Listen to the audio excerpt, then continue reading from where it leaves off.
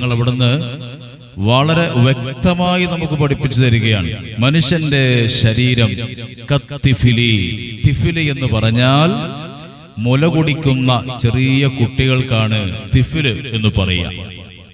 അത് കഴിഞ്ഞാൽ പിന്നെ സ്വബിയ് എന്ന വാക്കാണ് ഉപയോഗിക്കുക. മുലകുടി പ്രായമുള്ള കുട്ടികൾക്കാണ് തിഫില് എന്ന് പറയുക. അപ്പൊ ആ മുല കുടിക്കുന്ന കുഞ്ഞുങ്ങളെ പോലെയാണ് മനുഷ്യന്റെ ശരീരം. ബഹുമാനപ്പെട്ട ഇമാം ബൂസൂരി തങ്ങൾ അവിടുന്ന് പറയുകയാണ്, ഇൻ തുഹ്മിൽഹു ശബ്ബഅല ഹുബ്ബിർറളാഇ വഇൻ തഫ്തിംഹു യംഫതിമി. ബഹുമാനപ്പെട്ടവർ പറയുകയാണ്, വളരെ അർത്ഥവത്തായ വാക്കുകളാണ്.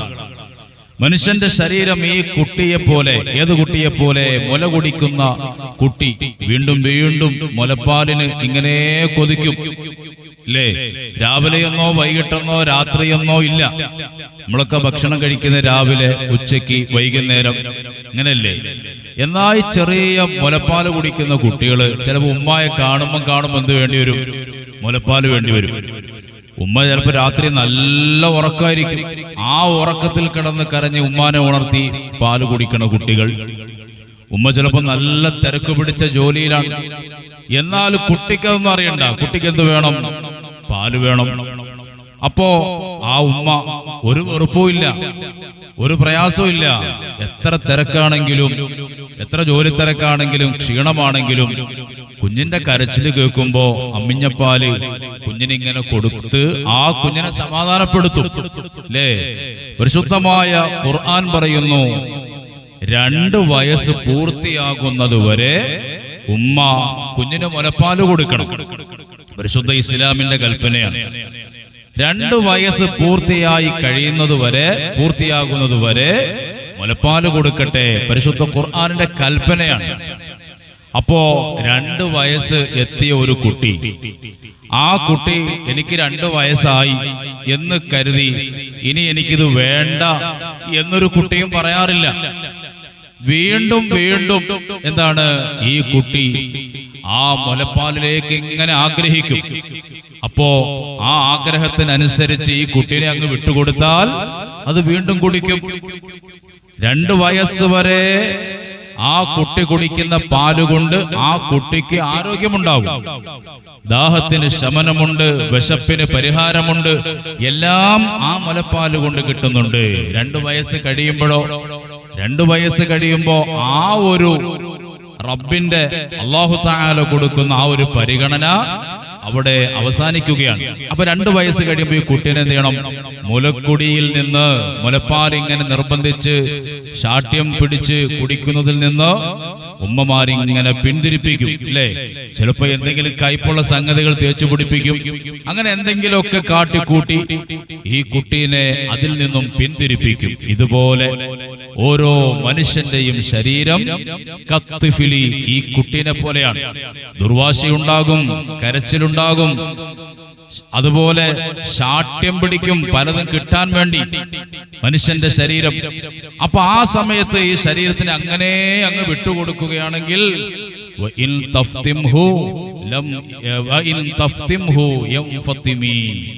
മഹാനായ ഇമാം ബൂസൂരി തങ്ങള് അവിടുന്ന് പഠിപ്പിക്കുകയാണ്, ആ കുട്ടീനെ അങ്ങനെ അതിൽ നിന്ന് നിർത്താതെ അത് പിന്തിരിയൂല.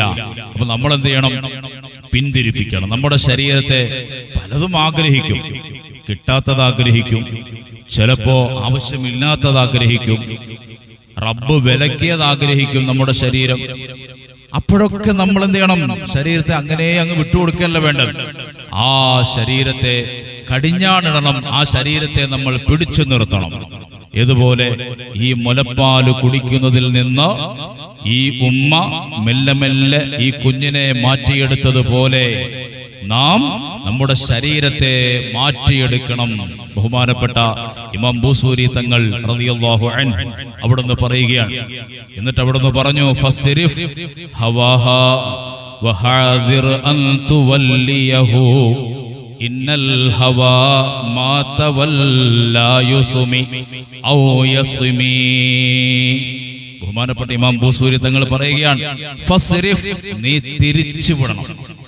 നീ തിരിച്ചുവിടണം ഹവാഹ, നിന്റേതായ ആ ശരീരത്തിന്റെ മോഹങ്ങളെയും നിന്റെ ശരീരത്തിന്റെ ഇച്ഛകളെ ഒക്കെ നീ എന്ത് ചെയ്യണം? നീ അങ്ങനെ തിരിച്ചുവിടണം. എല്ലാം ആ ശരീരം ആഗ്രഹിക്കുന്നത് പോലെ അങ്ങ് തള്ളിവിടുകയല്ല വേണ്ടത്. ശരീരം ഇങ്ങനെ പലതും കൊതിക്കും, പലതും ആഗ്രഹിക്കും, അത് വേണം, ഇത് വേണം. എത്ര കിട്ടിയാലും വീണ്ടും വീണ്ടും പലതും ആഗ്രഹിക്കും. ശരീരം അങ്ങനെയാണ്. പക്ഷെ അങ്ങനെ ആഗ്രഹിക്കുമ്പോ ആ ശരീരത്തിന്റെ ഇച്ഛകളെയും ആഗ്രഹങ്ങളെയും അതിനെയൊക്കെ നീ തിരിച്ചുവിടണം.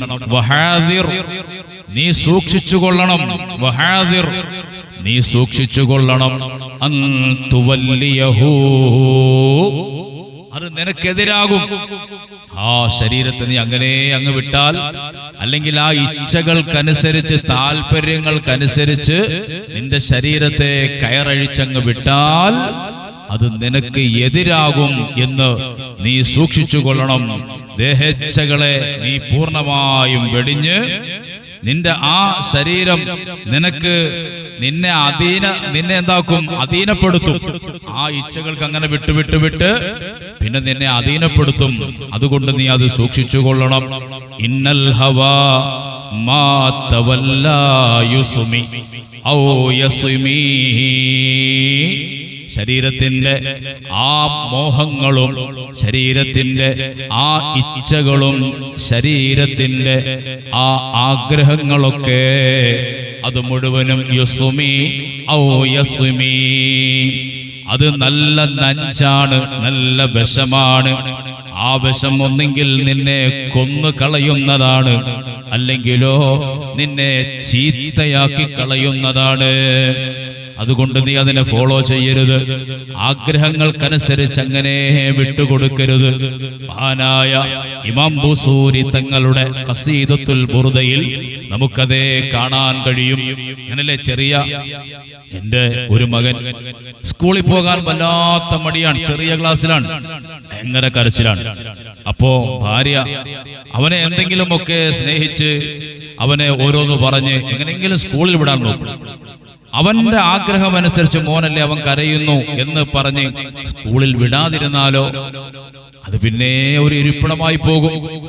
അവന് തന്നെ തോന്നും, കഴിഞ്ഞ ദിവസം ഒന്ന് തൊട്ടു നോക്കി, എനിക്ക് ചൂടുണ്ടോ എന്ന് നോക്കാൻ വേണ്ടി പറഞ്ഞു. അപ്പൊ തൊട്ടു നോക്കി, ചൂടില്ല.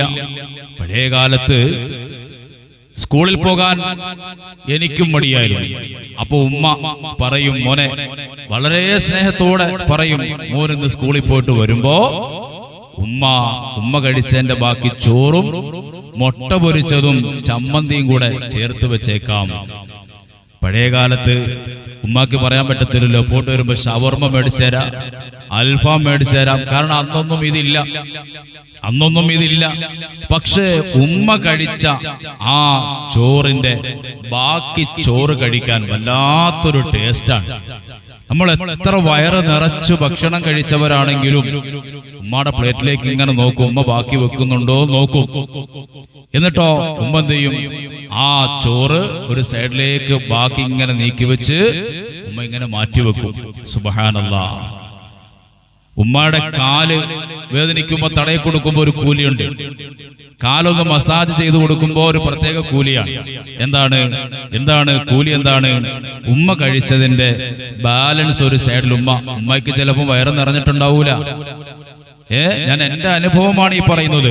ഉമ്മയ്ക്ക് ചിലപ്പം വയറ് നിറഞ്ഞിട്ടുണ്ടാവൂല, പക്ഷേ അവർ ആ പറഞ്ഞ വാക്ക് പാലിക്കാനും നമ്മളോടുള്ള കാരുണ്യം കൊണ്ടും എന്ത് ചെയ്യുകയാണ്? ആ ചോറിങ്ങനെ നീക്കി വെച്ച് മുട്ട പൊരിച്ചത് പൂർണ്ണമായി കഴിച്ചില്ല, മീൻ വറുത്തത് പൂർണ്ണമായി കഴിച്ചിട്ടില്ല, ചമ്മന്തി എടുത്ത് പൂർണ്ണമായി കഴിച്ച് തീർത്തിട്ടില്ല. നമ്മളൊക്കെ ആദ്യം അതാ കഴിക്കുക അല്ലേ? ചോറും മുട്ട പൊരിച്ചതും മീൻ പൊരിച്ചതും ഒക്കെ നമ്മുടെ മുമ്പിൽ വിളമ്പി വെക്കുമ്പോ നമ്മൾ ആദ്യം എന്താ ചെയ്യുക? ആദ്യം മുട്ട പൊരിച്ചത് അങ്ങ് തിന്നും അല്ലേ? അതേപോലെ മീൻ വറുത്തത് പിന്നെ എടുത്ത് തിന്നും, പിന്നെ ആയിരിക്കും നമ്മൾ ചോറും കറി കൂട്ടി കഴിക്കുക. ഉമ്മമാരങ്ങനല്ല. പഴയ കാലത്ത് ഉമ്മമാർ ആ ഉമ്മമാർ അതിങ്ങനെ മക്കൾക്ക് വേണ്ടി മാറ്റിവെക്കും. മക്കൾക്ക് ഇങ്ങനെ കൊടുത്തിട്ടുണ്ട്, അവർക്ക് വേറെ വിളമ്പി കൊടുത്തിട്ടുണ്ട്. പക്ഷെ എന്നാലും ഇത് കൊടുക്കുമ്പോ അവർക്കൊരു തൃപ്തിയാണ്. ഞാൻ എന്റെ ഉമ്മയുടെ കാര്യം പറയാൻ, കാലിങ്ങനെ മസാജ് ചെയ്ത് കൊടുക്കുമ്പോ അതിന് ഉമ്മ തരുന്ന പ്രതിഫലം എന്താണെന്നറിയോ? ഉമ്മ കഴിച്ച അല്ലെങ്കിൽ കഴിക്കുന്ന ആ ചോറിന്റെ ഒരല്പം നീക്കി വെച്ച് തരും. അതിനെന്തോ ഒരു ടേസ്റ്റ് ആണെന്നറിയോ? ആ ടേസ്റ്റ് നമുക്ക് വേറെ ഏത് ഹോട്ടലിൽ കയറി കഴിച്ചാലും, വേറെ ആര് നമുക്ക് വിളമ്പിത്തന്നാലും ആ ഒരു ടേസ്റ്റ് നമുക്ക് കിട്ടൂല. പടച്ചവനെ റബ്ബേ, എന്റെ ഉമ്മ ഖബറിലാണ്, ആ ഉമ്മാക്ക് റബ്ബേ നീ സ്വർഗം കൊടുക്കണേ അല്ലാ. അവർ തന്ന ആ ഭക്ഷണത്തിന് പകരം സ്വർഗത്തിന്റെ ഭക്ഷണം പകരമായി നീ കൊടുക്കണേ അല്ലാ. എന്റെ പ്രിയപ്പെട്ടവരെ, നമുക്ക് ഓരോരുത്തർക്കും നമ്മുടെ ഉമ്മമാരെ കുറിച്ച് പറയാനുണ്ടാവും. അപ്പോ അങ്ങനെ സ്കൂളിൽ പോകാൻ മടി കാണിക്കുമ്പോ നീ ഇന്ന് പോകണ്ടടാ മോനെ എന്ന് പറഞ്ഞ് നമ്മൾ പിടിച്ചു വെക്കുകയല്ലല്ലോ വേണ്ടത്. നമ്മൾ സ്കൂളിലേക്ക് പറഞ്ഞു വിടാൻ. കാരണം ഒരു ദിവസത്തെ ക്ലാസ് പോയാൽ അവന്റെ അത്രയും പഠിത്തം പോകും അല്ലേ? ഇതേപോലെ മനുഷ്യന്റെ ശരീരം ഇങ്ങനെ പലതും ആഗ്രഹിക്കും. ആവശ്യമില്ലാത്തതും കൊതിക്കും, ആവശ്യമുള്ളതും കൊതിക്കും. അപ്പോൾ ആ മനുഷ്യന്റെ ആഗ്രഹത്തിലേക്ക് ആ ശരീരത്തിനെ അങ്ങ് തള്ളിവിടാൻ പാടില്ല. കടിഞ്ഞാണിട്ടുകൊള്ളണം. ഇന്നൻ നഫ്സ, മനുഷ്യന്റെ ശരീരം ഖുർആൻ പറയുന്നു, ലഅമ്മാറത്തും ബിസ്സൂ, എപ്പോഴും മോശത്തരങ്ങൾ ഇങ്ങനെ കൊതിക്കും. ആവശ്യമില്ലാത്തത് കൊതിക്കും, ആവശ്യമില്ലാത്തത് ആഗ്രഹിക്കും. അപ്പോഴൊക്കെ നമ്മൾ നമ്മുടെ ശരീരത്തിനെ കടിഞ്ഞാണിടണം. സൃഷ്ടാവായ റബ്ബിനെ ഓർക്കണം. അതിനാണ് കൃത്യമായി ഇബാദത്ത് ചെയ്യണം. അല്ലാഹുവിനെ ഓർക്കുമ്പോ ആവശ്യമില്ലാത്തതിലേക്ക് ചിന്ത പോകൂല. കൃത്യമായി പടച്ചവനെ ഓർക്കുന്ന ഒരു മനുഷ്യന് ആവശ്യമില്ലാത്ത ചിന്തകളിലേക്ക് പോവുകയില്ല. അല്ലാഹു തആല നമുക്ക് സൽബുദ്ധി നൽകി അനുഗ്രഹിക്കുമാറാകട്ടെ.